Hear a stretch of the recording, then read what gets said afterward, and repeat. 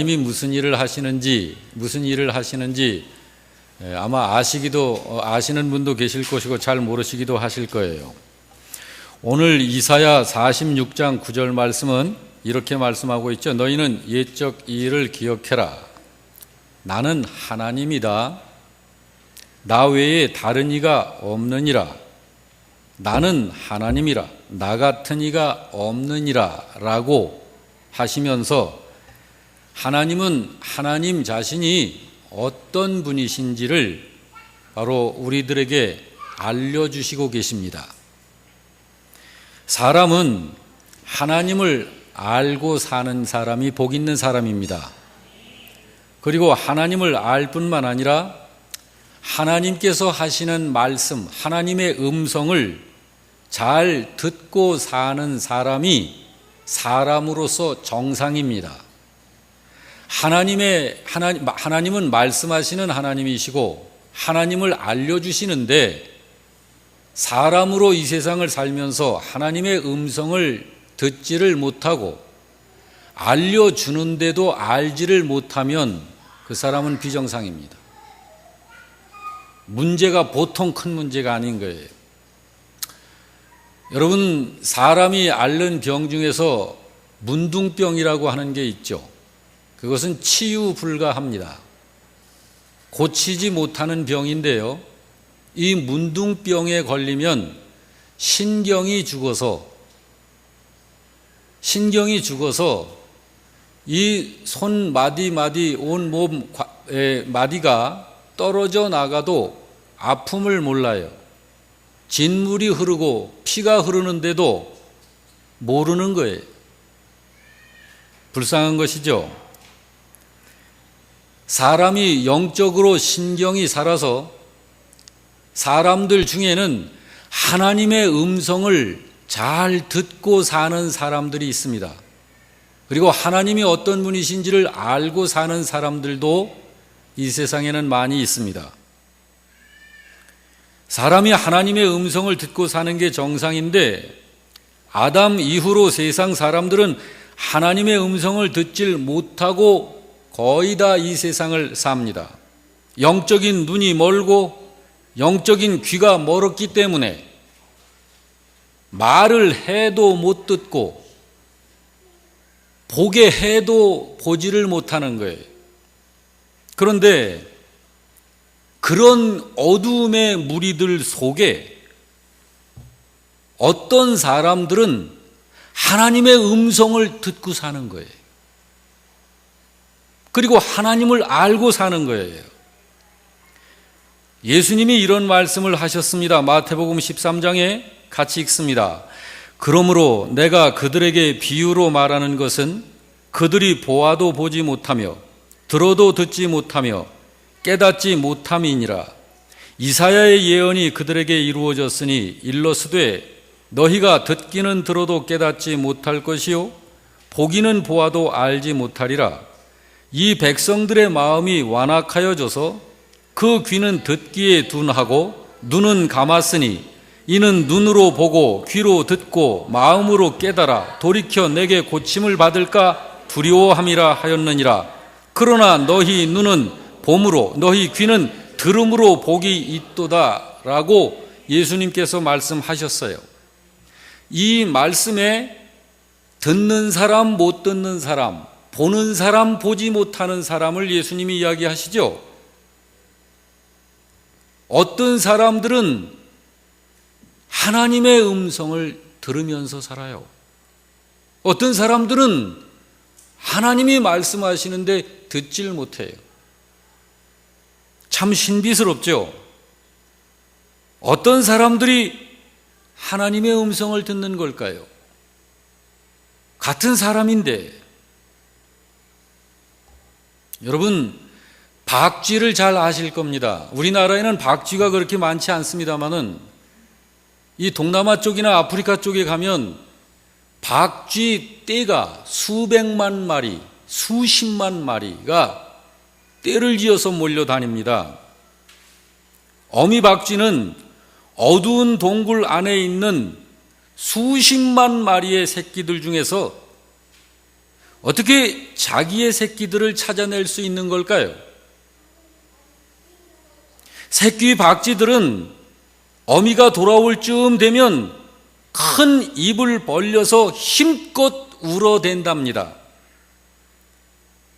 수십만 마리의 박쥐들은 각각 독특한 파장을 발산하는 초음파를 내서 자기 새끼, 자기 어미와 교신을 한다는 거예요. 그리고 새끼가 울어대는 초음파를 감지한 어미 박쥐는 그 수십만 수백만 마리들 중에서 오직 자기 새끼 한 마리만을 찾아내서 먹이를 먹인다는 것입니다. 참 신비스럽죠. 어떻게 그렇게 찾아내는 걸까요? 그 박쥐들에게 그 초음파를 통해서 수십만 마리의 어린 새끼들 중에서 자기 새끼를 찾아낼 수 있도록 하신 이 창조를 하나님이 하신 거예요.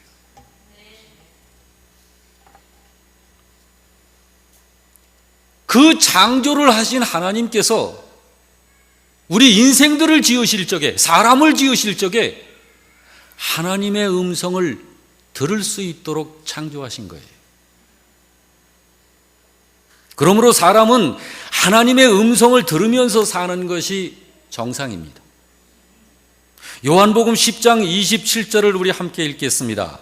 내 양은 내 음성을 들으며 나는 그들을 알며 그들은 나를 따르느니라. 이 70억 인구 중에서 그 어떤 사람들은, 그 70억 중에서 어떤 사람들은 하나님을 안다는 거예요. 하나님의 음성을 듣는다는 거예요. 주님이 알고 그 사람도 주님을 알고, 주님이 말씀하시고 그 사람도 주님의 음성을 듣고, 지금도 하나님은 세상 안에 하나님의 음성을 이야기하십니다. 하나님이 말씀을 하시면 그 어떤 사람들은 그 하나님의 음성을 듣는 거예요. 양이 자기 목자만의 음성을 알아듣는 것처럼 새끼 박쥐가 그 수십만 마리의 박쥐들 속에서 오직 자기 어미 박쥐의 소리만을 알아듣는 것처럼, 여러분, 이게 하나님의 은혜예요. 마태복음 13장 14절 이하를 조금 전에 저 혼자 읽었는데 같이 한번 더 읽습니다. 이사야의, 시작. 이사야의 예언이 그들에게 이루어졌으니 일러스되 너희가 듣기는 들어도 깨닫지 못할 것이요 보기는 보아도 알지 못하리라. 이 백성들의 마음이 완악하여져서 그 귀는 듣기에 둔하고 눈은 감았으니 이는 눈으로 보고 귀로 듣고 마음으로 깨달아 돌이켜 내게 고침을 받을까 두려워함이라. 그러나 너희 눈은 봄으로 너희 귀는 들음으로 복이 있도다. 이 자리에 예배하는 여러분, 혹시 여러분 중에서 하나님이 잘 안 믿어지시는 분이 계신가요? 그런 분이 계시다면 부디 하나님의 은혜가 임하기를 주 이름으로 축원합니다. 하나님의 은혜가 임하지 않으면 하나님 알 수 없습니다. 하나님의 은혜가 임하지 않으면 하나님의 음성을 들을 수 없어요. 하나님은 하나님을 알려주고 계세요. 이 세상에다가 하나님을 나는 이런 자다라고 그렇게 세상에다 알려주고 계시다고요. 어떻게 알려주시냐고요? 하나님이 몇 가지 방법을 통해서 하나님 자신을 세상에다가 알려주십니다. 깨달아서 알으라고. 로마서 1장 19절 20절을 같이 봅니다. 하나님께서 이를 그들에게 보이셨느니라. 장세로부터 그의 보이지 아니하는 것들 곧 그의 영원하신 능력과 신성이 그가 만드신 만물에 분명히 보여 알려졌나니 그러므로 그들이 핑계하지 못할지니라. 하나님께서 하나님이 창조하신 만물, 그 만물들이 보이지 않는 하나님의 능력과 하나님의 하나님 되심을 그 만물들 속에 하나님께서 그 만물들을 통해서 볼 수 있게 하셨다는 거예요. 하나님은 지금도 하나님 자신을 그렇게 계시하고 계십니다. 드러내고 계십니다. 여러분, 이 앞에 있는 이 화초들을 보십시오. 살아있는 것입니다. 신비하지 않습니까? 2, 3일에 한 번씩 우리 미화 부장님이 물을 주고 관리를 하는데 이 녀석들이 살아요. 자라납니다. 꽃도 피워내요. 여러분, 신비하지 않습니까? 이렇게 살아있는 생명체들이 온 지천에 너무 널려 있으니까 이게 그냥 무슨 돌덩어리처럼 흙덩어리처럼 당연한 것으로 알고 이 하나님의 능력과 신성을 느끼지를 못하는 사람들이 70억 인구예요. 여러분, 이 살아있는 화초가 신비한가요? 인간이 머리 써서 만든, 과학을 동원해서 만든 자동차 한 대가 신기한가요? 여러분, 저는 자동차 엔진을 보면서 참 골똘히 몇 분 동안 묵상할 때가 있어요. 이 엔진이 아주 복잡해요. 근데 기름을 넣고 시동을 틀면 이 녀석이 하루 왼종일도 발동을 해요. 그러면서 우리로 하여금 목적한 바대로 우리를 데려다주는 자동차를 굴린다고요. 신비하지 않습니까? 그런데 여러분, 이 자동차 엔진은 10년을 쓰면 거의 이제 못 쓰게 돼서 고물이 돼버려요. 고철이 돼버린다. 그런데 제가 뉴질랜드를 갔을 적에 뉴질랜드에서 제일 오래된 나무가 있대요. 나이가 2000살이 넘었대요. 딱 그 소리를 듣는 순간 2000년 전에 예수님이 세상에 계셨잖아요. 예수님이 이 세상에서 육신을 가지고 숨쉬고 움직이시며 복음을 전파하실 그 시대에 있었던 나무라는 그것이 연상이 돼서 제가 그 나무를 찾아갔습니다. 우리 식구들과 함께 안내 표지판을 따라서 찾아갔는데 쭉 산속으로 들어갔는데 벼랑간 이 앞에 엄청난 나무가 딱 등장을 하는 거예요. 나무 둘레가요, 여러분, 이 의자 2개 합친 것보다도 더 커요. 엄청납니다, 나무가. 제가 그 경이로움 앞에서 압도를 당했어요. 할 말이 없었어요. 그 나무 한 그루를 보면서 저는 하나님을 느꼈어요. 제가 그냥 올 사람이 아니죠. 그 나무의 일부분을 제가 채취해 왔습니다. 궁금하신 분들은요, 저한테 이야기하시면 제가 보여드릴 수 있어요. 제 서재에 있습니다. 여러분, 우리 몸을 한번 보십시오. 과학자들, 의사들이 그러잖아요. 천체를 바라보면서 지금도 이 우주의 신비함에 숙제를 풀질 못하고, 그러면서 풀 한 폭이 우리의 몸 하나에 우주가 들어있다고 그러잖아요.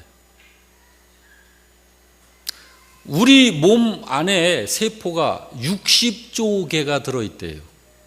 60조 개로 우리 몸을 이루고 있대요, 세포가.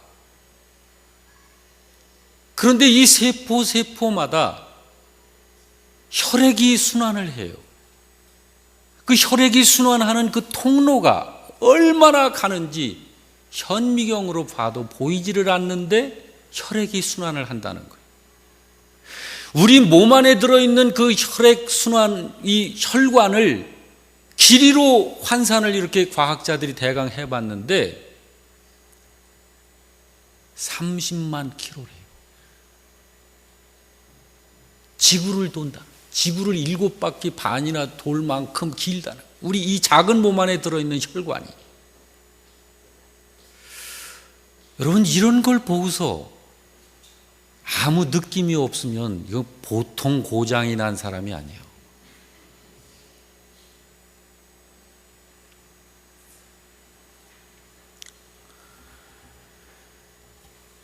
만물을 통해서 보이지 않는 그 어떤 것을 보며 남들이 듣지 못하는 그 어떤 소리를 듣는 어떤 사람이 이런 고백을 했어요. 로마서 8장 19절 이하의 고백입니다. 다 같이 읽어보십시다.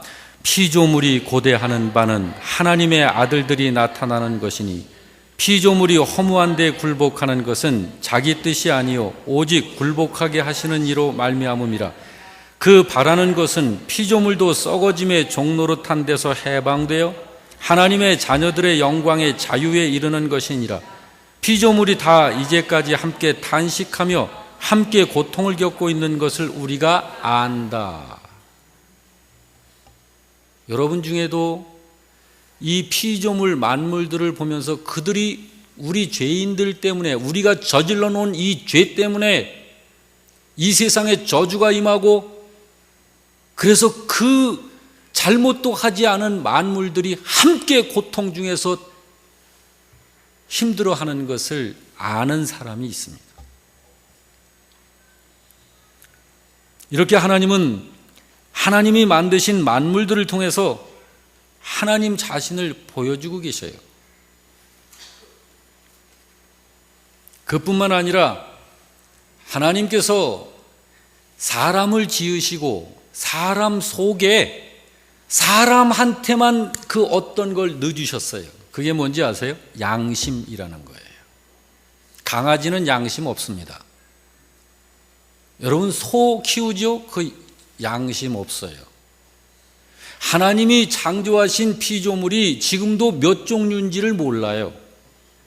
그렇게 많이 지으셨는데 그 피조물들 중에서 양심을 가진 존재가 사람밖에 없어요.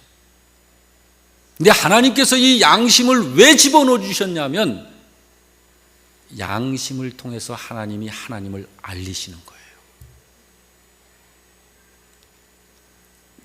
그래서 여러분, 로마서 1장 19절 이하를 보면 같이 읽습니다. 이는 하나님을 알만한 것이 그들 속에 있다 그러죠. 사람을 얘기하는 거예요. 자, 율법 없는, 시작. 율법 없는 이방인이 본성으로 율법의 일을 행할 때에는 이 사람은 율법이 없어도 자기가 자기에게 율법이 되나니 이런 이들은 그 양심이 증거가 되어서 그 생각들이 서로 혹은 고발하며 혹은 변명하며 그 마음에 새긴 율법의 행위를 나타내는 것이다. 양심이. 그래서 사람은 양심에서 외치는 소리를 들음을 통해서 하나님을 알게 됩니다. 그래서 시편 16편 7절은 이렇게 말씀해요. 내 양심이 나를 교훈하는도다. 디모데전서 4장 1절 2절은 양심에 대해서 또 이렇게 말해요. 어떤 사람들이 믿음에서 떠나 미혹하는 영과 귀신의 가르침을 따르리라 하셨으니 자기 양심이 화인을 맞아서 외식함으로 거짓말하는 자들이다. 그들이 양심이 화인 맞은 사람들이 있어요. 어떤 사람들은 이 양심 관리를 하는데 사도행전 24장 16절 말씀에 보면 이것으로 말미암아 나도 하나님과 사람에 대하여 항상 양심의 거리낌이 없기를 힘쓴다. 여러분, 양심이라고 하는 건 이건 신비한 것입니다. 어떤 사람이 변호사로 있을 때 한 사람이 찾아와서 자기를 변호해달라고 의뢰를 하는 거예요. 사건의 내용을 들어보니까 불의한 사건이에요. 옳지 못한 사건이에요.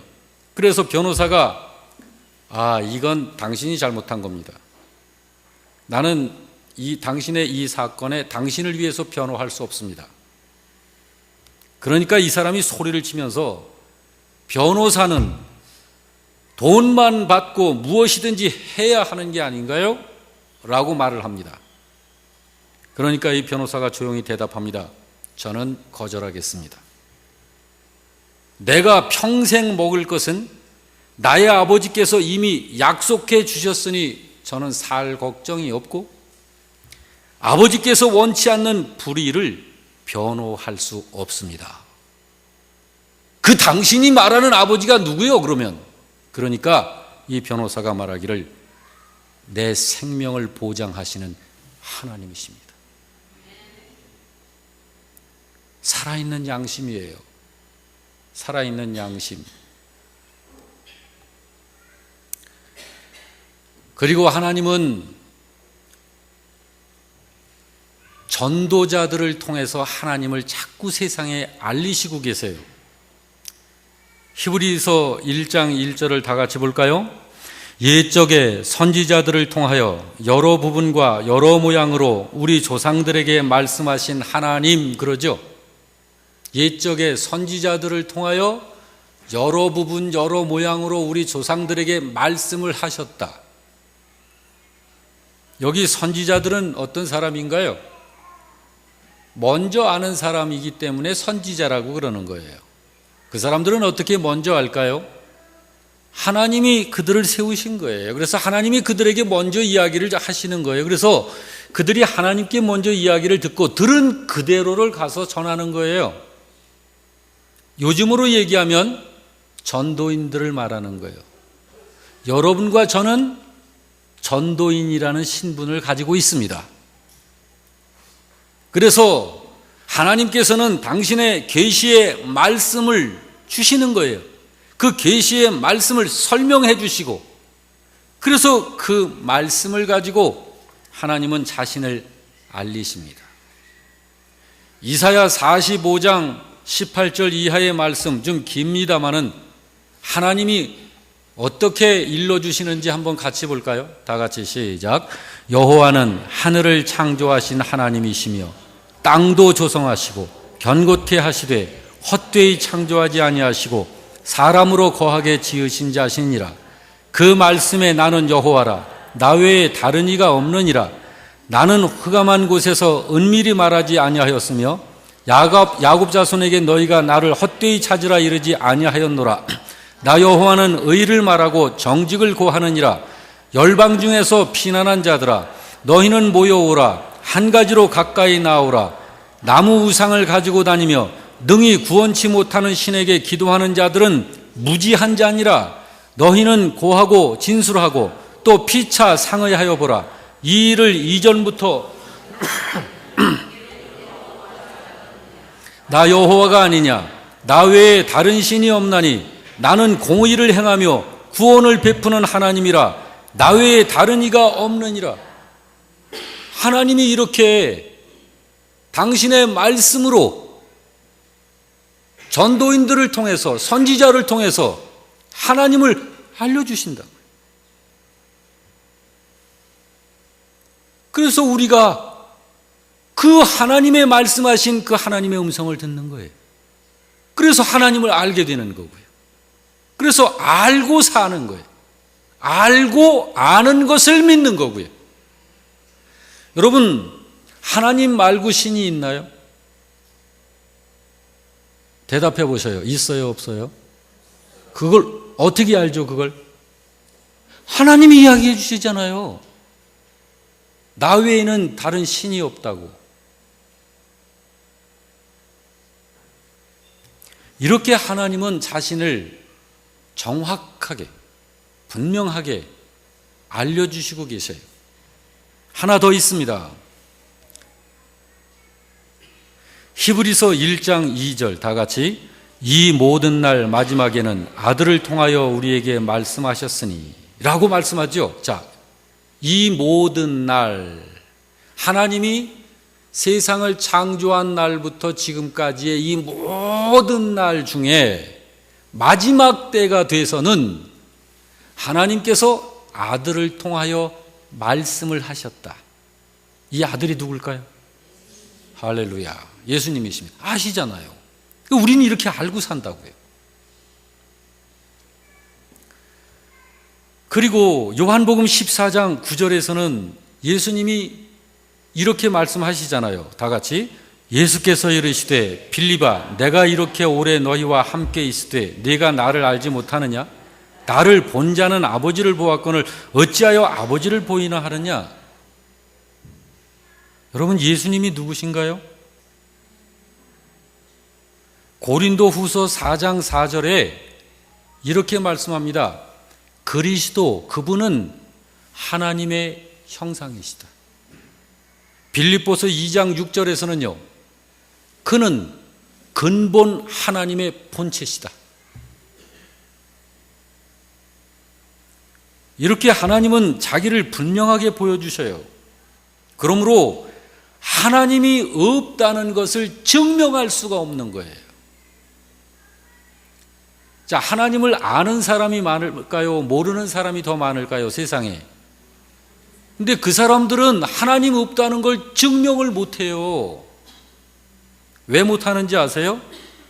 하나님이 없다는 건 거짓이기 때문에 증명이 안 되는 거예요. 자, 사실은 뭐죠? 하나님이 계시다는 게 사실이에요. 계신데 어떻게 없다고 증명을 하냐고요. 증명이 안 되는 거예요, 그거는. 그래서 어느 학자는 이렇게 말했어요. 무신론이라고 하는 거는, 무신론이라는 말은 할 수 있으나 실제로 무신론이란 불가능한 것이다. 그렇게 말했어요. 여러분, 이렇게 하나님께서는 하나님 자신을 이 세상에다가 알려주고 계셔요. 그동안도 알려주고 계셨고 지금도 알려주고 계시고 앞으로도 알려주고 계실 거예요. 언제까지? 세상 끝날까지. 근데 하나님께서 왜 이렇게 하나님 자신을 알려주시는 걸까요? 세상한테다가. 여러분과 저한테 왜 하나님이 이렇게 하나님 자신을 알려주시는 걸까요? 그 이유가 있어요. 영락교회 임목사와 다른 교회 목사님들이 그렇게 목청을 높여 외치는 것이 바로 그걸 외치는 거예요. 여러분과 제가 왜 살아야 되는지를, 여러분과 제가 먹든지 마시든지 무엇을 하든지 하나님의 영광을 위해서 살도록 하려고 하나님께서 하나님 자신을 그렇게 알려주시는 거예요. 그러므로 여러분, 하나님의 영광이 되는 그러한 삶을 사는 자가 되려면 하나님의 말씀 속에서 올바른 믿음을 가져야 돼요. 믿음이 잘못되어 있으면 잘못된 삶이 나오는 거예요. 성경에서 말하는 그 믿음을 가지고 그 믿음을 따라서 사는 것이 성경적 믿음이고 삶이에요. 그것이 하나님의 영광이 되는 것입니다. 할렐루야. 우리 영락교회 성도님 여러분들 어떻게 사실래요? 우리 각자의 기분, 각자의 짐작, 이런 걸로다가 우리들의 인생을 결정하지 말자고요. 우리들의 모든 삶의 결정은 하나님께 지도를 받아서 결정하자고요. 그런 사람은 세상이 감당을 못하는 거예요. 믿으시면 아멘 하시기 바랍니다. 여러분, 하나님은 하나님 자신을 알리십니다. 장세로부터 하나님께서 만드신 만물들을 통해서 알 수 있도록 보여주시고 계시고, 모든 사람 속에 양심을 집어넣어 주셔서 그 양심의 소리를 들으면 하나님의 세미한 음성을 들을 수 있는 거예요. 그리고 전도자들, 선지자를 통해서 하나님은 여전히 하나님 자신을 보여주시고 계시고 알려주시고 계시고, 마지막 날에는 하나님 그분 자체이신 예수님을 통해서 그분이 말씀으로 이 세상에 하나님을 알리고 계신 것입니다. 그러므로 여러분, 우리는 확실하고 분명한 믿음을 갖고 살아야 그게 맞는 거예요. 하나님의 음성을 듣고 사는 게 맞는 거라고요. 하나님이 말씀을 하시는데도 그 음성을 듣질 못하면 이 귀머거리가 되면 얼마나 답답하냐고. 여러분, 우리 영락교회는 그런 복 있는 여러분들이신 줄로 저는 믿습니다. 주님의 음성에 귀를 크게 열고 주님의 음성을 들으면서 사시는 여러분들 되시길 주 이름으로 축원합니다. 아멘.